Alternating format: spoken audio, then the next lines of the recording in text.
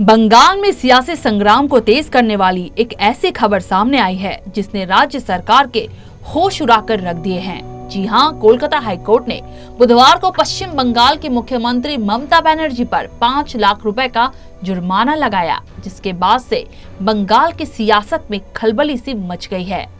ममता पर यह जुर्माना इसलिए लगाया गया क्योंकि ममता ने चुनाव से जुड़ी एक याचिका की सुनवाई को जस्टिस कौशिक चंदा की बेंच से हटाने की मांग की थी।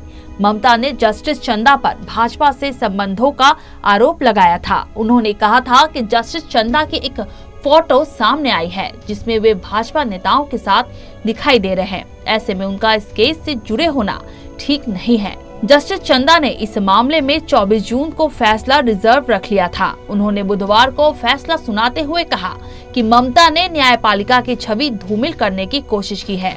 हालांकि जस्टिस चंदा ने खुद ही इस केस से हटने का फैसला लिया, लेकिन उन्होंने कहा ये समझ से परे है कि इस केस में हितों का टकराव है। दिक्कतें पैदा करने वालों को विवाद जारी रखने का मौका नहीं मिलना चाहिए। अगर केस के साथ अवांछित समस्या जारी रहती है तो ये न्याय के हितों के विपरीत होगा।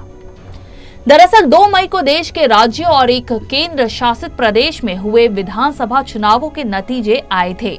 बंगाल में ममता नंदीग्राम सीट पर बीजेपी के शुभेंदु अधिकारी से 1956 वोटों से हार गई थी। नतीजे के दिन ही ममता ने वोटों की दोबारा गिनती की मांग की, जिसे चुनाव आयोग ने नहीं माना। कहा उन्होंने न्यायपालिका की छवि खराब करने की कोशिश की है।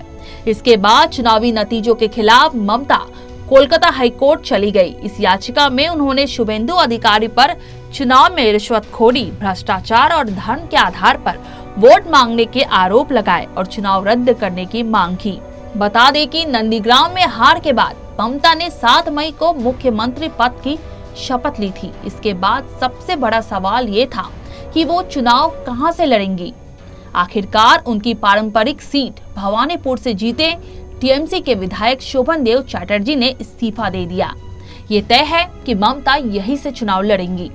बंगाल में 2011 के विधानसभा चुनाव में भवानीपुर से तृणमूल के सुब्रतो चुनाव जीते थे। उनके इस्तीफे के बाद ममता ने यहां उपचुनाव लड़ा था और जीता भी था। 2016 में भी वे इसी सीट से लड़ी और जीती भी। कोलकाता हाईकोर्ट द्वारा ममता पर जुर्माना लगाए जाने के बाद ये तय है कि इससे ममता को करारा झटका जरूर लगा होगा, लेकिन ममता इसके खिलाफ क्या कदम उठाती हैं, ये तो आने वाला वक्त ही बताएगा। सीएन राष्ट्र के लिए पूनम शाह की रिपोर्ट।